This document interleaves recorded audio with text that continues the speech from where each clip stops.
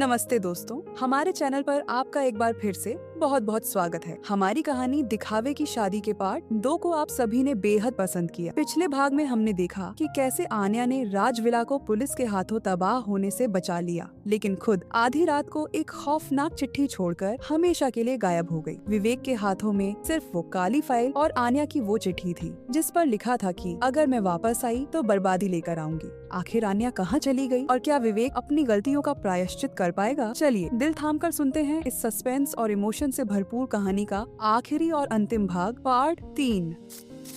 आन्या के अचानक गायब हो जाने से पूरे राजविला में जैसे मातम छा गया था। विवेक कमरे के फर्श पर बैठा आन्या की उस चिट्ठी को बार बार पढ़ रहा था। उसकी आंखों से आंसू रुकने का नाम नहीं ले रहे थे। कल तक जिस विवेक को अपने पैसों और खानदान की झूठी मर्यादा पर घमंड था, आज उसे अपनी असली औकात समझ आ चुकी थी। उसने तुरंत अपनी गाड़ी की चाबी उठाई और सीधे आन्या के मायके की तरफ भागा। विवेक को लगा था कि आन्या अपने पिता सुरेश जी के घर गई होगी, लेकिन जब वो वहाँ पहुँचा तो घर का नजारा देखकर उसके पैरों तले से जमीन खिसक गई। सुरेश जी के छोटे से घर के बाहर एक बड़ा सा ताला लटका हुआ था। पड़ोसियों से पूछने पर पता चला सुरेश जी अपनी पत्नी और आन्या के साथ सुबह होने से पहले ही सारा सामान समेटकर कहीं दूर चले गए हैं। विवेक बुरी तरह टूट चुका था। वो वापस अपने महल जैसे घर राजविला में लौट आया, लेकिन अब वो आलीशान घर उसे एक डरावने पिंजरे जैसा लग रहा था। विवेक ने फैसला कर लिया था कि वो अपनी जिंदगी की इस सबसे बड़ी गलती को ऐसे ही नहीं छोड़ सकता। उसने अपने पिता रघुनाथ जी के सामने जाकर खड़े होकर साफ कह दिया, पापा,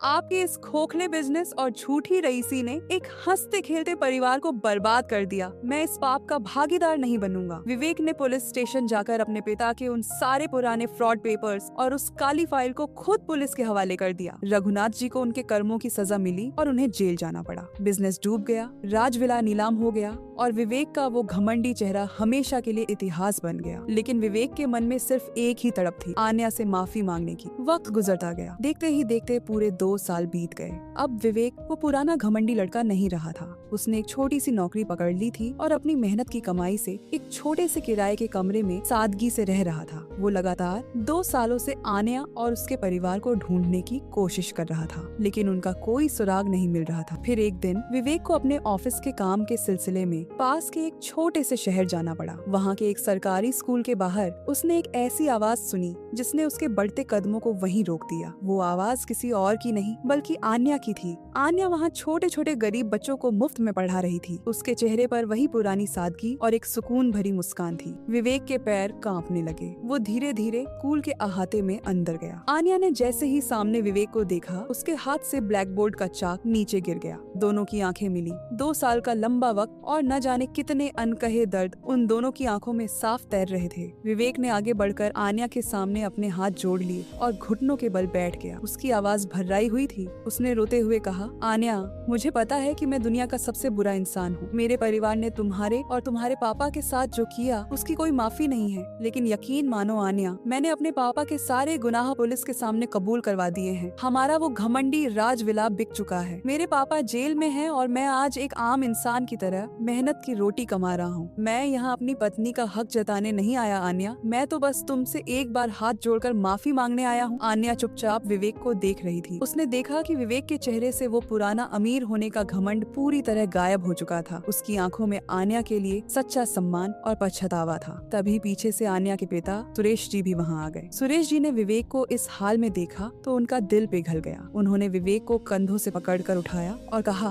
बेटा, इंसान से गलती हो सकती है, लेकिन जो अपनी गलती को सुधारने के लिए अपना सब कुछ दांव पर लगा दे वो बुरा इंसान नहीं होता। तुमने अपने पिता के खिलाफ जाकर सच्चाई का साथ दिया, यही हमारे लिए सबसे बड़ा इंसाफ है। आन्या ने एक गहरी सांस ली। उसने अपनी चिट्ठी में जिस बर्बादी का जिक्र किया था वो दरअसल विवेक के उस झूठे घमंड और रईसी की बर्बादी थी जो आज पूरी तरह सच हो चुकी थी। आन्या विवेक के पास आई और बेहद शांत मगर मीठी आवाज में बोली, विवेक, हमारी शादी भले ही एक दिखावे की शादी के रूप में शुरू हुई थी, लेकिन आज तुमने उस दिखावे के मुखौटे को उतार कर अपनी आत्मा को साफ कर लिया है। मुझे तुमसे अब कोई नफरत नहीं है। विवेक ने उम्मीद भरी नजरों से पूछा, तो क्या तुम मुझे एक मौका और दोगी आन्या, एक नए सिरे से बिना किसी दिखावे के सच और सम्मान के रिश्ते की शुरुआत करने करने का? आन्या ने कुछ नहीं कहा, बस मुस्कुराकर अपनी सहमति दे दी। तो मेरे प्यारे दोस्तों, इस तरह अंत हुआ विवेक के उस खोखले घमंड का और जीत हुई आन्या के सच और उसके संस्कारों की। समाज में पैसे और रुतबे से कोई बड़ा नहीं होता, इंसान बड़ा होता है अपने कर्मों से और अपनों के लिए निभाए गए सच्चे सम्मान से। विवेक और आन्या की ये कहानी हमें सिखाती है, चाहे दुनिया के सामने हम कितने ही बड़े मुखौटे क्यों न पहन लें, लेकिन अंत में जीत हमेशा सच्चाई की ही होती है। दोस्तों,